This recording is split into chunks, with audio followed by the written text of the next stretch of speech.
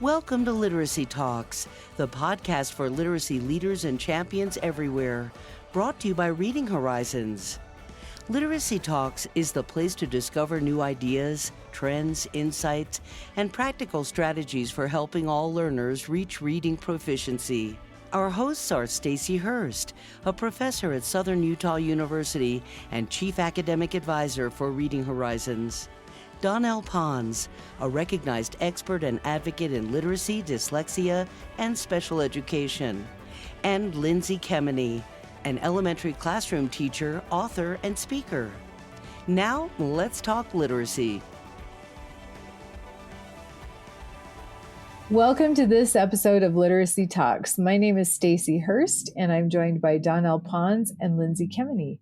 And if you've been listening this season, you know that we are focusing on the Perspectives on Language and Literacy 75th anniversary issue titled Structured Literacy Grounded in the Science of Reading.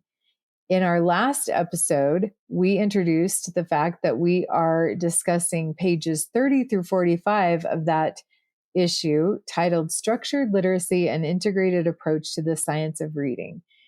And as Barbara Wilson, who is the author of those pages, stated, that this really is a tour of the Infomap. So we're using that as our guide. And last time we covered a little bit of the why, and we dove into the what. And we are going to be talking today about the content that we didn't get to. We talked in the last episode about word recognition, handwriting, and spelling, and what goes into that type of instruction. So if you need to catch up, feel free to listen to that episode. And today we're going to be talking about comprehension and composition. Now, again, adjacently on the what part of the Infomap, we have word recognition, including handwriting and spelling. And we kind of just went through all of that, highlighting the words. I think all of us have said these words in this conversation: integrated and simultaneous. We are teaching reading and we're writing at the same time. Both are going to be included. Now we're also simultaneously going to be addressing comprehension and composition as well. So in the article, there is a quote that I just made note of. In the structured literacy approach, teachers bolster student comprehension and composition through strategies that integrate, there's that word again, reading, writing, and oral language activities. Structured literacy classrooms include the following instruction: vocabulary and background knowledge, sentence structure and grammar, text structure, and critical thinking.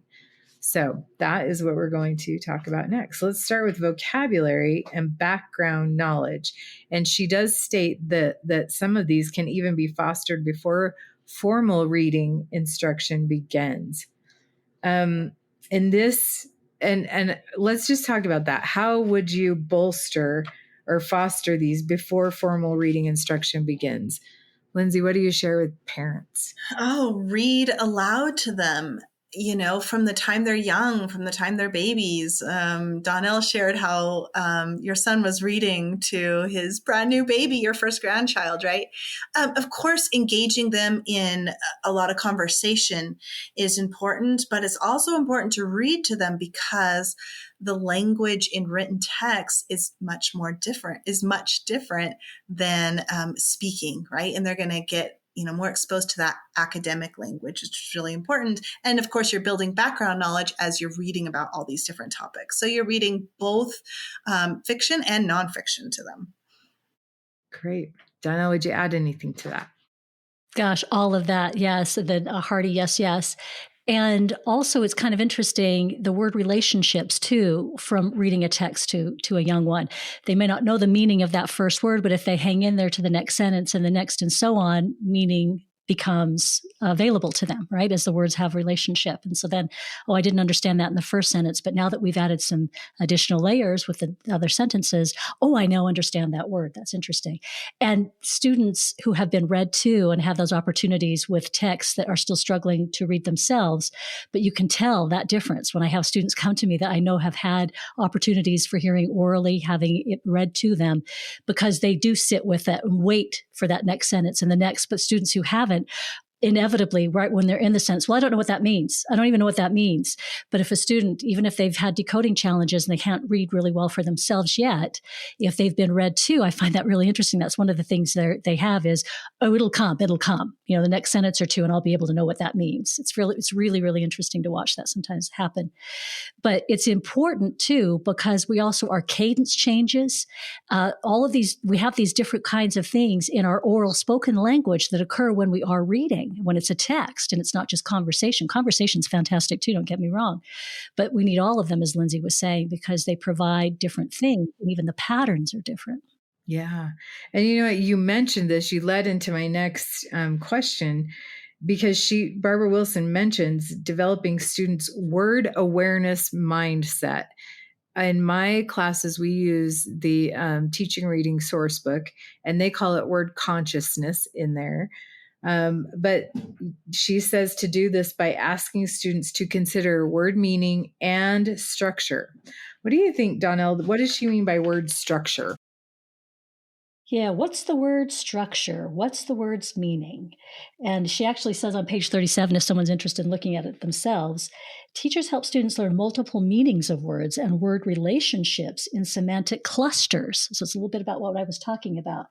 Words and word phrases such as happy, content, joyous, and over the moon. When students successfully decode or spell a word, it should always be linked to its meaning. I'm going to put a plug right here. I'm just going to say it. So be careful about using nonsense words out of a very specific purpose, because I've seen them used. And so right here, just take a note, footnote, if, oh gosh, I'm having kids trying to come up with definitions for nonsense words. Maybe that's not a great idea. Yeah. So that's what we're talking about right here. So do go back, reread this, kind of sit with it for a minute, see if it makes sense to you. So they should always be linked to their meaning. That's why it's important to have words have meaning. This development of word consciousness is another example of that integrated nature again. So again, it's the play of words together, how they're used in a sentence. That's how we get to meaning. That's why I was talking about those students who have had the opportunity to do that, even if they can't decode the words for themselves, but they've been getting a good opportunity to hear words in sentences, hear text, then they are developing that skill set to say, oh yes, the next sentence, they may have some other words that then give me additional meaning for this. It's all of that interplay. Yeah, great point. And I like how you emphasized, let's not teach nonsense words. Let's not practice a ton of nonsense words. We use nonsense words for a very specific reason, and that is to recognize whether or not students have the ability to at sight recognize words that read words they've never seen before. You also stated, you quoted from the article, when students successfully decode or spell a word, it should always be linked to its meaning. Now, we have a lot of words that we are addressing in a day's instruction. So, Lindsay, how do you do this? Say during phonics, when you're having your students, if you're doing dictation and you're dictating words, how do you do this without taking up a ton of instructional time? What do you do? During dictation isn't too hard, because every word that I dictate, I'm going to give a sentence with it to give it some context and some meaning. When you have, when students are reading a text, it's a little more connected, right? And you can, so they should be attending to meaning, and you can strategically choose some words from that text that you need to teach the meaning of. Now, also in our phonics lesson, we're going to choral read maybe 10 words together. And I have the little word lists that they read in partners that they read. And those are isolated words. It's just not possible to stop and define every single one. It's not, or you're not going to get through your lesson. But you can be strategic and choose some that you think students don't know. Even if you have a lot of English learners, they need this language. But again, you're going to have to be strategic and choose the ones that you think, okay, yes, here are some, words that they will see quite often that are really important. And I don't think that they know. But when when I'm going through a whole list of 12 words with my whole class, I can't stop and define every one. I won't get through all parts of my lesson. Yeah, So I be like that. strategic. That's my Yes, that's a advice. good intentional and strategic.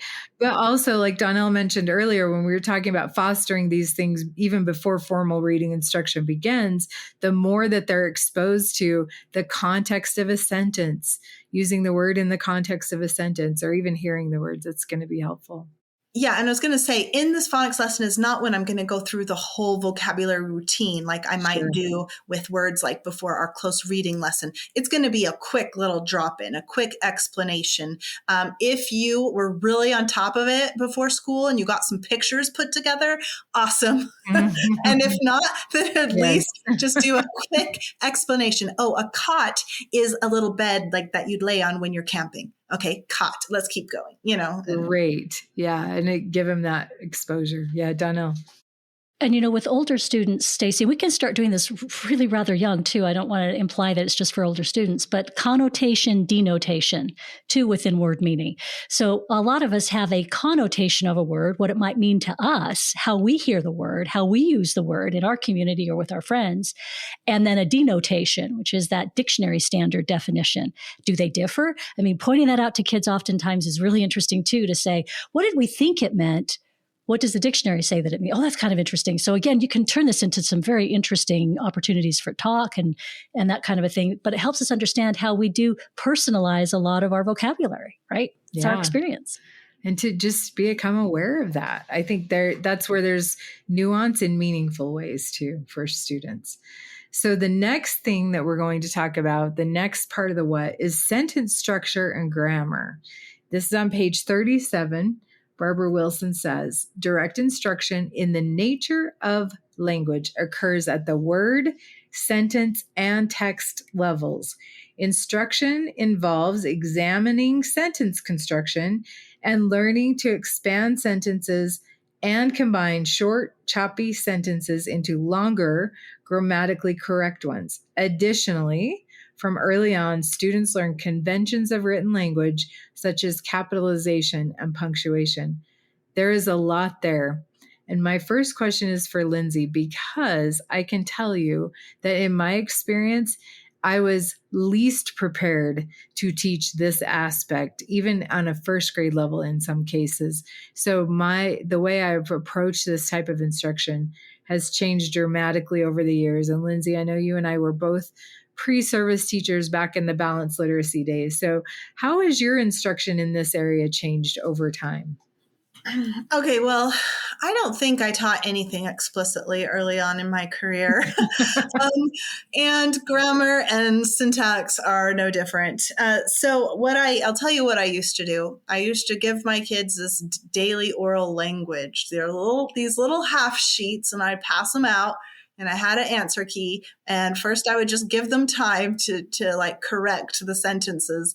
And then we would go over the answers and then check, done. My grammar was finished for the day. I remember those. Yep. And then, a few years ago, and there's research that shows like there's the isolated grammar activities like that do not help students with their writing. And they don't transfer that knowledge. Then I got a little better a few years ago, and I came across the Syntax Project, which I would recommend. And I started working on, kind of different crafting sentences. We'd start out orally. I started this in kindergarten, and the Syntax Project has all these slides with pictures, and it was really great because we'd say, what's the who and the do? And then we'd put it to a sentence, and then we'd add in a when, and then after, a week or two, we'd add a where, and we'd practice these different sentences. And that was really great. Now, though, I've taken it even up a notch because now I've tied it in to what we're reading and writing about. So the Syntax Project was really great because it kind of taught me what I should be doing, as I was doing it, and how to create these sentences and teach my students to do that. But now I connect it with what we're learning about. I love it. And correct me if I'm wrong, the Syntax Project is from Literacy How? Is that right? No, I don't think so. I think it's a group out of Australia, maybe. I can't remember. But if you just Google Syntax Project, it will come out. It will come up. If you just Google syntax project, it's like the first one, and it has all these. It's for each grade level, so it's really nice. But I would just say, try to connect it with your content. Yeah, that's critical. And I think Literacy How has some great resources for syntax as well.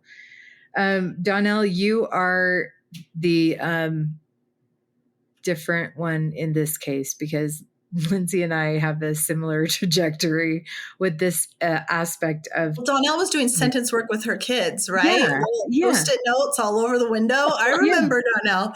Yeah. And I was like, man, the neighbors were saying, what are you doing? Yes. Yeah. I mean, of all the things my parents taught Donell's me, a writer. that was just not one of them. Yeah. So Donell, what advice would you give to someone who is overwhelmed by or who wants to improve their teaching on this component? Because I think that would be a lot of us, honestly. Yeah. And, it's kind of interesting because I've said before that my first career was journalism, right? So it was writing.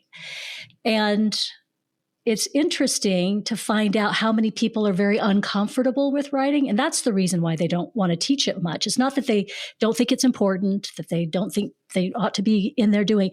They're just uncomfortable. And we have to acknowledge that and say, hey, I'm uncomfortable. How can I become more comfortable? So I think that's first step number one, is to say, it's okay to say I'm uncomfortable, right? I'm going to tell folks it's all right. You don't have to pretend that you love it or it isn't uncomfortable, because a lot of folks didn't get the integrated teaching that we're talking about, where writing was incorporated into all of it. And so it was just great because you picked up some skills. But instead, a lot of folks have the same experience where it wasn't really taught very well. It didn't feel very comfortable, and I'm still not. And now I'm expected to teach it. That can be very uncomfortable.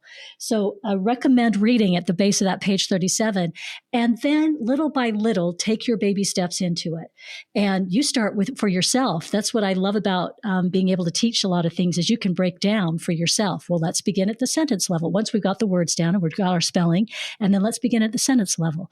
Okay, and then let's talk about the aspects of what's occurring in this sentence. What are the parts of speech? What are the words doing in the sentence? How do they interact? And just use a sentence. Start there.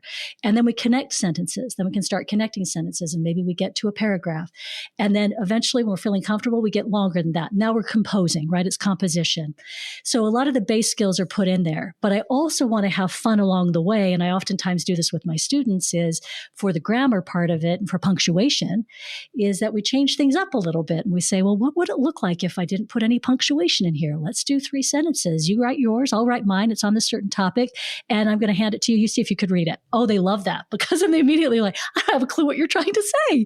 It's like, wow, it is hard, isn't it? Because I know what I was trying to say. I had it in my head. But if I don't put it on there, you're not going to be able to tell, right? That's really fun. It's kind of a fun activity. It's just 3 sentences. You leave all the punctuation out, and then they realize, oh, that is really important. Know where to put that period. Otherwise, they're going to string it all together. But that's the piece where if I get comfortable, I can start having a little bit of fun with it. And then my students can have fun with it when I'm having fun with it. I love that. I'm going to do that with some of my students. And remember, mine are pre-service teachers. So yeah, I think they will love it. So the next aspect of instruction is text structure. And this is simply awareness of types of text and the organization related to them. And the research says that awareness of text structure supports both comprehension and writing. In simple terms, narrative structure involves character, setting, problem, solution. I think we've heard that before. Events in the story, some rising action, a climax, and falling action, right? Expository or informational text structure includes description, sequence, chronology, compare contrast, problem solution, and cause and effect. Lindsay, how do you fit this type of instruction into your teaching day? I connect text structure both with during close reading and our close reading lesson and our writing lesson. And so, I will teach, for example, a narrative. We're going to kind of map the story. We can map the story to like teaching them the story elements, story grammar. So we use a mnemonic called C-SPACE: character, setting, problem or purpose, action, conclusion, ending, emotion. And so we can, when we read a story, we can afterwards, I can ask some questions. Who were the characters? We write it, and we can fill that out. And then when we're writing, we can use the exact same acronym that we've been learning to plan a story. So, the same with informational, but we have a different mnemonic there. So great. I know that I taught that text structure. Hopefully I emphasized it all throughout the day, but I did teach it during writing explicitly, just so that I could fit it in my day, actually. Donell, with older learners, I think in their day-to-day interactions, they're probably exposed to more nonfiction text or informational text. But how do you teach? Do you teach one text structure more than the other? And how have you seen your students' comprehension improve once you point these things out to them, teach them? Yeah, it's really interesting because more than text structure, I lean into storytelling because that's the natural piece to all of this. Whether it was oral before we could read and write, or whether now it's a written, we're imparting information, and it's in a storytelling fashion. You come racing in to tell somebody about something, you have a lead, the most exciting part, and then you build that thing, and then you got to close it out somehow. So we do it all the time orally, and I remind students, hey, you've done this. You've done this a lot. Some of you are better at it. You're a great storyteller. Some of us, it takes you a while to get there. Somebody's telling you, hurry up. What are you doing? Right? So you kind of, you orient them to the fact that you do this all the time. We're just now going to be more formal about how we do it with writing it here. And we're going to think about the different audiences that we might have, and we might think about the different topics that we might have to convey information about. So I take it more that way because we tend to get kind of caught up in whether it's this type of writing or that type of writing. And then there's somebody I think is phenomenal because he has dyslexia. That's why I think this guy is phenomenal about teaching writing. And his book is called Invisible Ink. It's Invisible Ink, Building Stories from the Inside Out. He's a screenplay writer, among other things. So he's very talented. It's not the only thing he does. But he also has dyslexia. And I think that's why the book is so good, is because he straightforward puts down the writing process. And all writing is 3 acts. The beginning, the first act, second, and third, and you wrap up by the third. And every good story falls down on having a very poor first act. Well, what does that sound a lot like? Having a really good thesis statement. So it can be applied to all kinds of, or types that you say of writing. A good thesis statement, the whole thing will fall down if my thesis statement isn't good. So I think that's a really good one. But it's helping people understand you do this all the time. If you're wondering where to find proven, outcome-focused ways to put the science of reading into practice, you're in the right place. Reading Horizons Discovery Product Suite is a foundational literacy program for grades K through 3 that leverages a versatile instruction method, a personalized student platform, and accessible learning aids that include phoneme cards, student transfer books, and decodable books. The program streamlines literacy instruction and empowers teachers so all learners can achieve reading proficiency. Go to readinghorizons.com/discovery to learn more and download the complete program details today. Another thing about text structure that I learned, it was kind of like, I guess, a little aha for me that I learned from Dr. K. Wijakumar, where, you have problem solution and you have cause and effect. So if you're trying to help your students learn, like, was this a problem solution structure or cause and effect? Well, you can ask them, was there a problem in the story? And then was the problem solved? If the problem was solved, it's a problem solution. If the problem was not solved, it's cause and effect, right? And that's just like a little simple thing, but I thought, oh, yeah, that makes sense. And that was so easy to explain to students when you're helping them with that. I love that. And Tim Shanahan just recently released a podcast episode, and today is January 27th, and I think it's new today, about this text structure. His main point, his podcast episodes are really short, but his main point was not to overemphasize the structure of a text so that you're not getting meaning from it, right? That you're overanalyzing the structure. You're not focusing on the meaning of the text. I thought that, along with what you just shared, Lindsay, is a good thing to remember when you're teaching these things to students. Okay, the next thing is something that I love is listed on here, and it is critical thinking. Teaching students to think deeply about what they're reading, and I added emphasis to this, takes significant instructional time and determination. And then Barbara Wilson continues to say, and this is on page 38, this effort must be intentional and prioritized, especially in this age of digital reading, where students often skim rather than read deeply.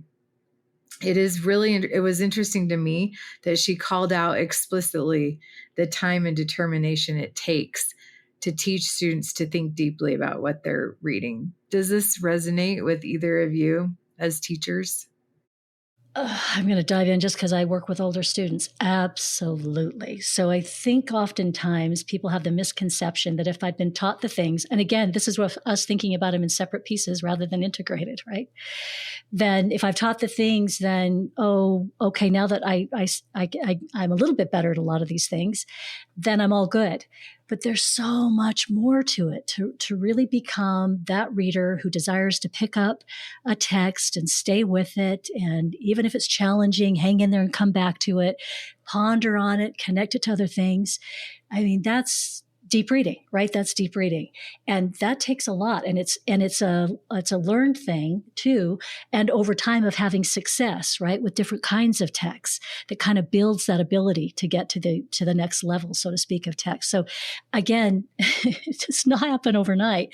And what's interesting is I've noticed that I've taken an approach with my older students that once we are cooking along, right? We're cooking along because we got a lot of the things we're getting done, that I always want to pull out some time and opportunity to stay with a text. So I may have a running text that's running alongside other activities that we're doing to build different skills, but it's a text where we have to keep characters in mind. We have to keep the story in mind.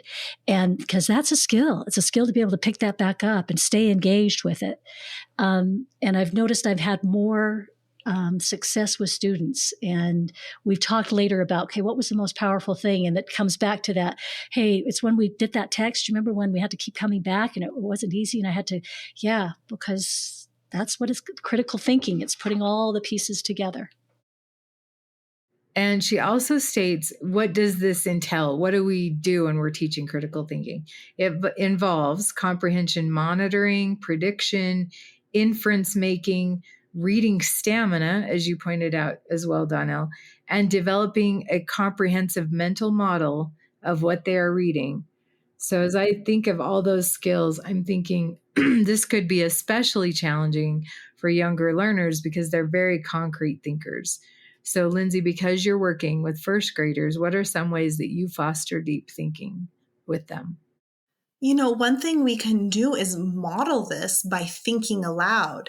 So as we're reading aloud a text with students, we can kind of, try to peel back the curtain on your own thinking. Like, oh, this just said this, but I was thinking this. I wonder what, and kind of, share your thoughts out loud, then keep reading and then say, oh, that makes sense now because, and sharing these thoughts would be helpful with them. Also, sometimes I have a student who, she is such a deep thinker. I love it because she will raise her hand and she interrupts, but I love it because she always has these really good questions where she is thinking deeply. And I'm trying to think because we've been reading books about astronomy and space, and I can't remember what it was. There was something about the moon, that she had learned from another text that she kind of said, but I thought that, and it was, I wish I could remember. It was just so good. And so, but something I can do is point that out. Look how, what a good question. You are really thinking carefully about what we're reading, to get the other students to go, oh, that's good. These questions are good. And I also think, students can't think critically about something they don't have knowledge about. So we are building knowledge as we're helping them read texts. And of course, in our content areas like science and social studies. And we can have to help build their knowledge on a topic, we can use text sets. So, especially if I know like, oh, in my curriculum, we're going to be reading this really hard text coming up. Well, I can prep them with a few easier texts on the same topic to help prepare them for that harder one. And that's just going to, it's creating an environment where more critical thinking can happen. Yeah, I love that. And I think we have opportunities in our read alouds too. I'm a big fan of dialogic reading. You're really intentional about those prompts that can help facilitate that kind of deeper thinking. I remember when I taught first grade, two things come to mind. I was reading the unabridged version of Les Mis in my personal life, but I remember having those conversations with my students and even presenting dilemmas to them, right? Like, what would you do? And those kind of things. One book I did read aloud to one first grade class is called A Single Shard. It was a great book. And I remember being hesitant about reading aloud. Like, can they really get this? It took, to Barbara Wilson's point, a lot of time and determination on my part to help call out the parts that they needed to be remembering, like you were saying, Donell, and the connections that they needed to make. But it was very powerful. I won't forget that because it had an impact on our whole class because of that deeper thinking that we were able to do. So thank you for that. Okay. The really cool thing about the what, I think, is that bar at the bottom of the info map that says this. And this is important. Integrated language.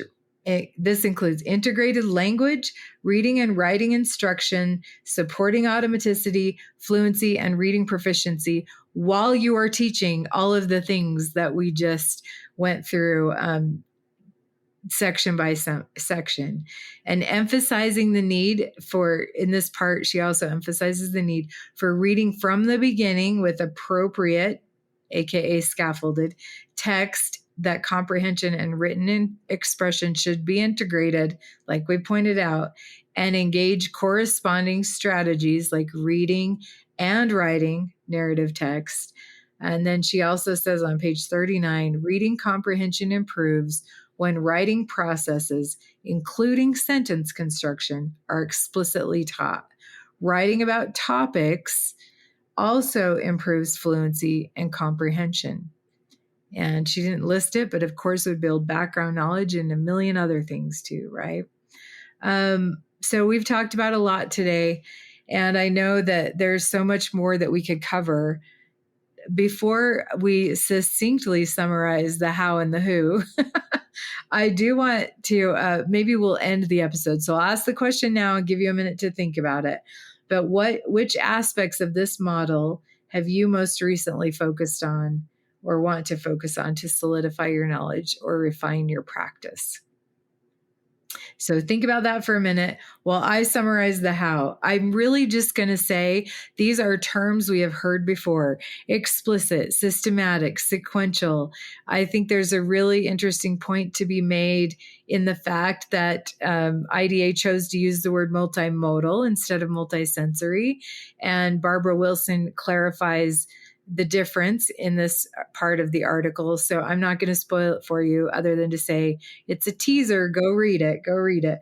And then also just how it is mastery oriented from the beginning. That's something important to focus on. Of course, the who would involve the students and the teachers as well as the system support that we need, right? And that we all need to be involved in promoting literacy for our students. So that's what we need to be thinking about. Again, I'm just going to say to those of you who are listening, we won't have time to cover it in this episode. Go back, read the rest of the article, and share with us things that stand out to you. I would love to know that. I think we would all be interested in hearing that. Okay, so back to the question. Which aspects of this model have you most recently focused on or want to solidify your knowledge and or refine your practice? I've been taking a deep dive into sentence structure and grammar. And so it's been really fun to pull out all my books. I was just rereading Margie Gillis and Nancy Eberhard's book on syntax. Also, I can't think of the title, but it's Haynes and Jennings' book, and then pulling out like speech to print and the big multisensory teaching of basic language skills and all those, because everything has a chapter on this. And so it's been fun to kind of take a deep dive and figure out how to improve things in my classroom. Great. Donell. It's interesting. I've been spending more time on that. I'm guessing critical thinking is more where I've been hanging out with my older students and thinking about how I can really help build that ability to make connections between texts and really get into a text and to feel like it's yours, right? You take it on. And then also their own profile of how they approach a text. So understanding, what do I need in order to really get into a text? So comfort of the material that I'm looking at. Do I need to because they've separated themselves from this experience so much. And so I think this has allowed me to really focus in on, going back through and looking through these aspects and saying, gosh, I think that's a piece that's super important to me. And then it's really interesting because I've been able to have some conversations with my son, who I've talked about before. He's really struggled with reading. His dyslexia, dysgraphia, dyscalculia. But his insight into story is amazing. And I've asked him a few times, do you think it was because of the dyslexia that the story just, in order to be able to get into it, had to come alive for you? And he goes, we're never going to be able to figure that out. But he does have a real affinity for story and a real love and an ability to spot story, to know how to refine the story. And that's something else I want people to think about, is you don't know who that is in your classroom. So is it that kiddo that's just having a really tough time with those elements of being able to get the morphemes and the graphemes? Hang in there with them. That's how important you are as their instructor. And that's why this information is so important, is because you don't know who those students are in your classroom. And you may have that next budding author or somebody else, but just someone who just can really enjoy text, and you're going to give them that gift. Yeah, I love that. To end where we started, this Infomap is a good way for all of us to take a look at where in my practice or my knowledge can I improve. And I actually have no different answer than the two of you have shared. I am thick into writing, including sentence structure and grammar, vocabulary, including morphology, because I get to create a course for my pre-service teachers that focus on that, as well as written expression. So that's probably where I'm spending and will be spending a little chunk of my time. But at the same time, I am also very invested in the critical thinking aspect, because I really want my students to be able to look at scores and interpret what that means for students, not just taking them at face value, for instance, along with all of the great things that we have access to read and learn. So thanks for answering that question. And then on page 44, we'll end the episode with this. Hopefully we've sold you on reading this whole section because it's great. And just take the time to critically think about what each section means and how that applies to your practice and your knowledge. I think it's no accident that IDA also has knowledge and practice standards that we can also use in conjunction with this. So here we go. Page 44, final quote. The tenets of structured literacy will continue to evolve with additional research. And we know that because it's informed by the science of reading. But there is sufficient evidence to fully implement a structured literacy approach now. And then the powerful sentence, students deserve no less. So thank you so much, Donell and Lindsay, for this conversation today. And I know we are going to keep talking about this, by the way, but we're just not going to be recording it because there's a lot to talk about here. And it's been a really interesting conversation. So thank you. And to our listeners, thank you for joining us. Please join us for the next episode of Literacy Talks. Thanks for joining us today. Literacy Talks comes to you from Reading Horizons, where literacy momentum begins. Visit readinghorizons.com/literacy talks to access episodes and resources to support your journey in the science of reading.